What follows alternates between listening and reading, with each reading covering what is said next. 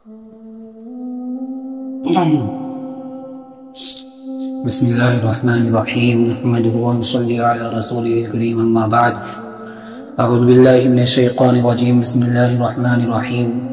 فلما قضى ربك ألا تعبدوا إلا إياه وبالوالدين إحسانا إما يبلغن عندك الكبر أحدهما أو كلاهما فلا تقل لهما أف ولا تنهرهما وقل لهما قولا كريما صدق اللہ العظیم۔ میرے بزرگ و دوستو، اللہ رب العزت کا بے انتہا فضل و کرم اور اس کا احسان ہوا کہ اس نے ہمیں اور آپ کو جمعے کی نماز کی توفیق مرحمت فرمائی، اور مزید کرم یوں ہوا کہ اللہ رب العزت نے سب سے پہلے مسجد میں حاضری کا موقع عنایت فرمایا۔ اللہ رب العزت نے، میں نے سمجھا کہ کیوں نہ آج ایک ایسا موضوع اور ایک ایسا عنوان چھیڑا جائے جو شاید 1 سال سے میں نے اس موضوع پہ کوئی بات نہیں کی۔ مجھے ڈر ہو گیا کہ کہیں جو بزرگ ہیں، جو ضعیف ہیں، کمزور ہیں، وہ کہیں لاٹھی لے کے میرے پیچھے نہ دوڑ پڑیں کہ بھائی ہمارے حقوق کیوں نہیں بیان کرتے۔ بچوں کو حقوق بیان کر دیے، بیوی کے حقوق بیان کر دیے، شوہر کے حقوق بیان کر دیے، ہمارے حقوق کیوں نہیں بیان کرتے۔ میں نے سمجھا کیوں نہ جو ہے جان چھڑانے کے لیے اور حق بات پہنچانے کے لیے آج اس موضوع کا انتخاب کیا جائے۔ میرے بزرگ و دوستو، اللہ رب العزت نے جب اس دنیا کے نظام کو بنایا تو نظام بنانے کے ساتھ ساتھ ہماری زندگی کو ایک دوسرے کے حقوق سے وابستہ کر دیا۔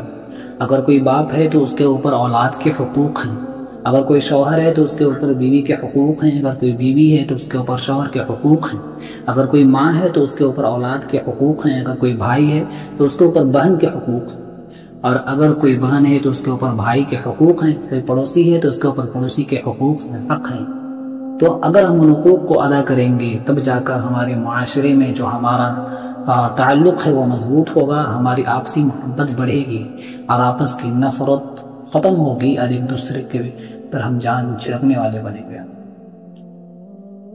لیکن بڑے افسوس کے ساتھ کہنا پڑتا ہے کہ آج ہم کسی بھی حق کو ادا کرنے کے لیے تیار نہیں ہیں۔ ہر ایک شخص اپنے حقوق سے دور بھاگنا چاہتا ہے، ہر ایک شخص چاہتا ہے کہ وہ اس کے حقوق دوسرا کوئی ادا ضرور کرے لیکن وہ کوئی کسی کا حقوق ادا نہ کرے۔ یعنی ہم اپنے حقوق کا مطالبہ کرتے ہیں لیکن حقوق کو ادا کرنے پر جب بات آتی ہے تو ہم پیچھے ہٹ جاتے ہیں۔ میرے بزرگ و دوستو، اسی طریقے سے والدین کے حقوق ہیں، اگر ان حقوق کو ادا نہ کیا جائے، اگر ان حقوق کے خلاف ورزی کی جائے، والدین کی نافرمانی کی جائے تو یہ بڑے گناہوں میں سے ایک گناہ ہے۔ بڑے گناہ آپ صلی اللہ علیہ وسلم نے فرمایا کہ اشراک باللہ، کہ اللہ کے ساتھ شرک ٹھہرانا ہے، وہ حقوق الوالدین، اور جو ہے والدین کی نافرمانی کرنا ہے، جھوٹی گواہی دینا ہے، جھوٹی قسمیں کھانا ہے، یہ بڑے گناہوں میں ان کا شمار ہوتا ہے۔ اگر ان حقوق کو ادا نہیں کریں گے تو ہم بڑے گناہوں کے مرتکب کرنے والے ہو جائیں گے۔ میں سمجھا کہ کیوں نہ جو ہے اس مناسب موقع پر والدین کے حقوق کے بارے میں کچھ باتیں آپ کے سامنے گوش گزار کروں، کچھ باتیں آپ کو بتاؤں، کچھ حقوق آپ کو یاد دلاؤں۔ اللہ رب العزت نے فرمایا کہ اما یبلغن عندک الکبر، اللہ تعالیٰ نے حکم دیا اللہ تعبدوا الا ایاہ، کہ اللہ کی عبادت کرو، اللہ کے سوا کسی کی عبادت مت کرو۔ وبالوالدین احسانا، اور والدین کے ساتھ حسن سلوک کا معاملہ کرو۔ آگے اللہ نے کہا اما یبلغن عندک الکبر احدهما او کلاهما، کہ جب تمہارے والدین میں سے کوئی ایک یا دونوں بڑھاپے کی عمر کو پہنچ جائیں فلا تقل لهما اف، تو ان سے اف تک نہ کہنا، وقل لهما قولا کریما، اور جب بھی ان سے بات کرنا ہو تو نرمی کے ساتھ بات کرنا ہے۔ واخفض لهما جناح الذل، ان کے سامنے جھک کے رہنا ہے۔ وقل رب ارحمهما كما ربياني صغيرا، ان کے لیے دعا بھی کرنی ہے کہ اللہ جس طریقے سے ان لوگوں نے ہماری پرورش کی چھوٹے سے، اللہ تو ان پر رحم فرما۔ اف کی تفسیر بڑی تفسیر ہے۔ اف کے بعض لوگوں نے کہا کہ اف کا مطلب یہ ہے کہ اگر والدین کسی کام کا حکم کریں تو اس میں آپ کو نہ کہنے کی گنجائش ہے ہی نہیں، اس میں نہ کہنے تک کی اجازت نہیں ہے۔ اگر کوئی ایسا کہتا ہے تو وہ بھی والدین کی نافرمانی میں شمار ہوگا۔ والدین کی نافرمانی میں ایک بڑا عبرتناک واقعہ میں آپ کے سامنے سنا کر اپنی بات کو ختم کرنے کی کوشش کروں گا۔ مفتی عبدالشکور صاحب رحمہ اللہ دین پوری رحمہ اللہ اپنی ایک کتاب خطبات دین پوری میں ایک واقعہ نقل کرتے ہیں۔ یہ سچا واقعہ ہے، کچھ سال پہلے کی بات ہے، کچھ عرصہ پہلے کی بات ہے، جب حضرت حیات سے تھے۔ فرماتے ہیں کہ میں کہیں بیان سے واپس ہو رہا تھا، خطابت کر کے واپس ہو رہا تھا، راستے میں کیا دیکھتا ہوں کہ ایک درخت ہے، درخت کے نیچے ایک نوجوان لیٹا ہوا ہے اور اس نوجوان کی حالت یہ ہے کہ اس کا دونوں پیر کٹے ہوئے ہیں اور اس کے پورے جسم پر زخم بھرا پڑا ہوا ہے، وہ اس کے زخم پر کیڑے رینگ رہے ہیں، گویا کہ بد سے بدتر اس کی حالت ہو چکی ہے۔ مفتی عبدالشکور صاحب کہتے ہیں کہ میں نے پوچھا بھائی کیا معاملہ ہے؟ اس نے مجھے آواز دینے لگا، کہا مولانا آئیے میری بات سنیے۔ میں ان کے پاس گیا تو کیا دیکھتا ہوں کہ اس کی حالت اس طریقے سے ہوئی ہے۔ میں پوچھا کہ بھائی کیا معاملہ ہے، اس طریقے کا حال تمہارے ساتھ کیوں ہوا؟ وہ کہنے لگا مولانا میں یہی بات بتانے کے لیے آپ کو آواز دے رہا تھا، میں یہ بات آپ کو بتانا چاہتا ہوں تاکہ آنے والی نسل تک یہ بات آپ پہنچا دیجیے کہ والدین کے نافرمانی کرنے پر اللہ کیا سزا دیتا ہے۔ میں نوجوان تھا مولانا، میں نوجوان تھا، نوجوانی میرے سر پر چڑھی ہوئی تھی، میں جوانی میں مست تھا، جوانی میں غرور، جوانی پہ مجھے اپنا غرور تھا، تکبر تھا، میں دیر رات تک گھر جاتا تھا، لیکن میری والدہ کی حالت یہ تھی کہ میرے گھر آنے سے پہلے ہی دروازہ کھول دیا کرتی تھی، میرے گھر آنے سے پہلے ہی کھانا گرم کر دیا کرتی تھی، اور جب میں آتا تھا تو میری والدہ دروازہ کھولتی تھی اور دروازہ کھولنے کے بعد مجھے گرم کھانا کھلایا کرتی تھی، لیکن بار بار مجھے تنبیہ بھی کرتی تھی کہ بیٹا دیر رات تک باہر نہ گھوما کرو، یہ اچھی بات نہیں ہے کہ دیر رات تک تم اوباشی میں اپنا وقت گزارو، بدمعاشی میں وقت گزارو، یہ اچھی بات نہیں ہے۔ میں والدہ کی بات کو انسنی کر دیتا تھا، میں والدہ کی بات کو سنتا ہی نہیں تھا۔ ایک مرتبہ کیا ہوا مولانا کہ میں شراب کے نشے میں مست تھا، میں نے دروازہ کھٹکھٹایا، میری والدہ کی آنکھ لگ چکی تھی جس کے بنا پر میری والدہ نے دروازہ نہیں کھولا۔ میں غصے سے آگ ببولا ہو گیا۔ جب میری والدہ نے دروازہ کھولا تو میری والدہ نے جب دیکھا کہ میں شراب کے نشے میں مست ہوں، میری والدہ نے کہا کہ بیٹا تم نے بڑا غلط کام کیا ہے، تم نے بڑی غلط کام کرتی، بیٹا تم نے بڑا غلط کام کیا ہے، تم نے آج ایسا کام کیا ہے کہ تو قابل معافی ہے ہی نہیں۔ میری والدہ کو میں نے غصے میں کہا کہ جاؤ میرے لیے کھانا گرم کرو۔ میری والدہ نے کہا کہ جاؤ جہاں تم ابھی تک تھے، جہاں ابھی تک تم نے رات گزاری، جہاں تھے، جس نشے میں تم مبتلا تھے، جہاں تھے وہیں جاؤ، وہیں کھانا ملے گا، تمہیں یہاں کوئی کھانا نہیں ملے گا۔ میں غصے میں مست تھا وہاں، میں غصے میں لال پیلا ہو گیا اور میں نے اپنا جوتا اتارا، جوتا میرا جوتے نوکیلا تھا، میں اس زور سے والدہ کے سر پہ مارا کہ والدہ کے سر سے خون کا فوارہ نکل پڑا۔ میری والدہ ضعیفہ تھی، کمزور تھی، میرے مار کو برداشت نہ کر سکی اور گر گئی۔ گرنے کے بعد جب گر کر اٹھی تو اللہ کے سامنے سر جو ہے آسمان کی طرف اٹھایا اور جھولی اٹھا کر کہا اے اللہ میں تم سے ایسی اولاد کی طلب نہیں کی تھی، اے اللہ میں اب سے ایسی اولاد نہیں مانگی تھی، میں تو اپنے بڑھاپے کا سہارا، میں نے ایسی اولاد کو طلب کیا تھا، میں ایسی اولاد کا آپ سے مطالبہ کی تھی جو میرے بڑھاپے کا سہارا بنے، جو ہم بوڑھے ہو جائیں تو ہمیں اچھے طریقے سے دیکھ بھال کرے، ہم نے ایسی اولاد کی طلب کی تھی جو جنت کو کھینچ کے لے جاوے، ہم نے ایسی اولاد مانگا تھا، اے اللہ مجھے ایسی اولاد نہیں چاہیے۔ لیکن ایک بیٹا جب اپنی ماں پہ ہاتھ چھوڑتا ہے تو ماں کی کیا حالت ہوتی ہے۔ وہ بیچاری بڑھیا تھی، وہ دل میں سوچی کہ جس کے لیے میں رات بھر جاگتی تھی، جس کو میں نے اپنے 9 مہینے پیٹ میں پالا تھا، جس کے لیے میں نے ٹھنڈی کو ٹھنڈی اور گرمی کو گرمی نہیں سمجھا، جب یہ چھوٹا تھا اور پیشاب کرتا تھا بستر پر استنجا کرتا تھا تو بھیگے پہ میں سوتی تھی، اسے سوکھے پہ سلاتی تھی، اس کے لیے میں نے ٹھنڈی گرمی ساری چیز برداشت کیا، اس کے میں نے ہر طریقے کی تکلیفیں برداشت کی، آج مجھ پہ ہاتھ چھوڑتا ہے۔ اس صدمے کو بیچاری بڑھیا برداشت نہ کر سکی اور وہ جو ہے جاں بحق ہو گئی 1 ہفتے کے بعد۔ وہ نوجوان کہتا ہے کہ مولانا میری والدہ کے انتقال کے بعد میں ایک رات سو رہا تھا، اچانک میری نیند کھلی، مجھے قضائے حاجت کے لیے جانا تھا، میں راستے میں کسی چیز سے ٹکرایا اور میں گر پڑا، میری چوٹ میں معمولی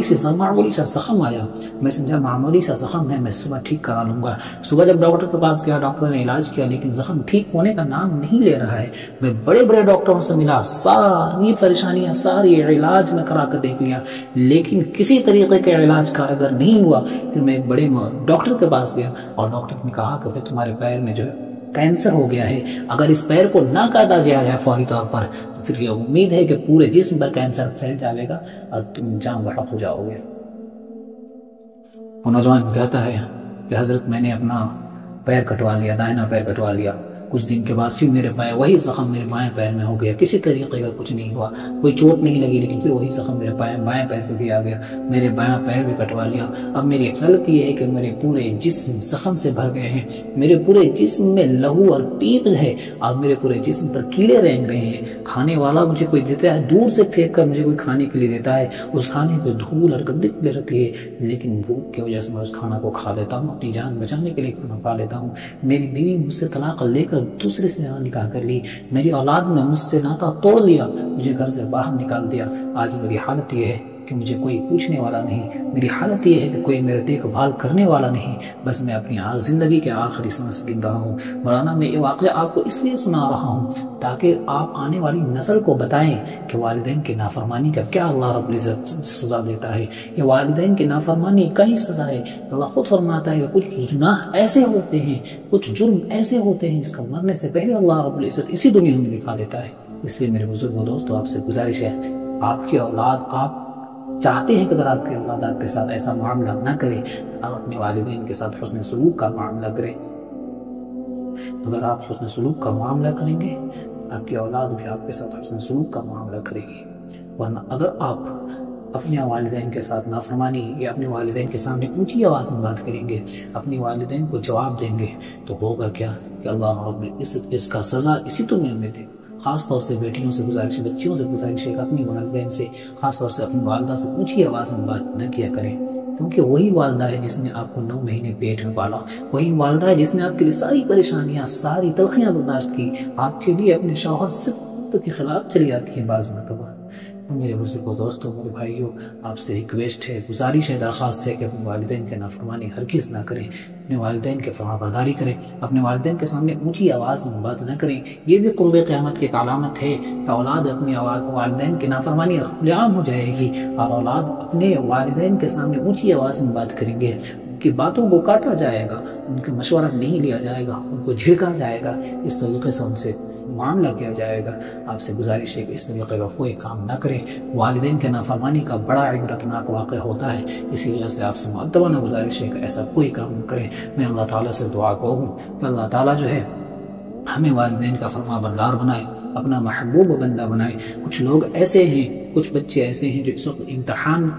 دینے کی تیاری میں ہیں، ان سے گزارش کرتا ہوں، خدا قسم ہے میرا ذاتی تجربہ ہے کہ جب میں دارالعلوم کے لیے گیا تھا امتحان کے لیے، تو میں نے اپنی والدہ سے کہا تھا دعا کرنا۔ میری والدہ کی دعا کی برکت یہ ہوئی کہ میرا داخلہ وہاں ہوا۔ تقریباً 3800-4000 بچے جو امتحان دیتے ہیں، لیکن اس میں کچھ بچوں کا داخلہ ہوتا ہے۔ الحمدللہ میرا داخلہ ہوا، میری والدہ نے میرے لیے دعا کی۔ آپ سے میں گزارش کرتا ہوں، خاص طور سے جو بچے اس وقت امتحان دے رہے ہیں، ان سے گزارش ہے، درخواست ہے کہ اپنی والدین کی خوب فرما برداری کریں، ان سے دعا لیا کریں۔ ان کی دعا اگر آپ لیں گے تو ان کی دعا جو ہے سیدھے عرش سے ٹکراتی ہے، اور اللہ رب العزت اس دعا کو قبول کر لیتا ہے۔ اگر آپ کو امتحان میں کامیاب ہونا ہے، امتحان میں اعلیٰ نمبرات حاصل کرنی ہے، تو اپنی والدین کی فرما برداری کریں، والدین کے ساتھ حسن سلوک کا معاملہ کریں، والدین کو خوش رکھیں۔ انشاءاللہ ان کی زبان سے جو دعا نکلے گی تو پھر ہوگا کیا کہ اللہ رب العزت قبولیت ضرور نوازے گا۔ میں آپ کے لیے دعا کروں کہ اللہ رب العزت تمام تر جو بچے اس وقت امتحان دینے والے ہیں یا دے رہے ہیں، اللہ ان سب کو کامیابی عطا فرمائے،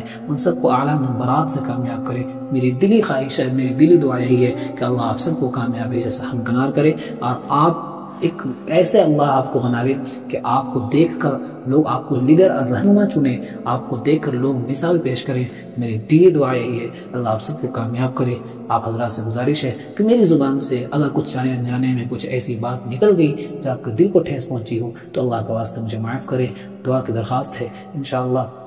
اگلے جمعہ پھر بات ہوگی اس متعلق کہ والدین کی فرما برداری پہ اللہ کیا اجر دیتا ہے، انشاءاللہ پھر اس کے بعد میں بات ہوگی۔ تب تک کے لیے جو ہے آپ حضرات سے گزارش ہے کہ والدین کے ساتھ اچھا معاملہ کریں، اس نے سلوک کا معاملہ کریں۔ بس اسی کے ساتھ میں جو ہے آپ سے اجازت دوں گا کہ اللہ تعالیٰ ہمیں کہنے سننے سے زیادہ عمل کرنے کی توفیق عطا فرمائے اور اپنے والدین کا فرمان بردار بنائے۔ وما علینا الا البلاغ، جو حضرات سنت نہیں پڑھی ہوں سننے سے فارغ ہو جائے۔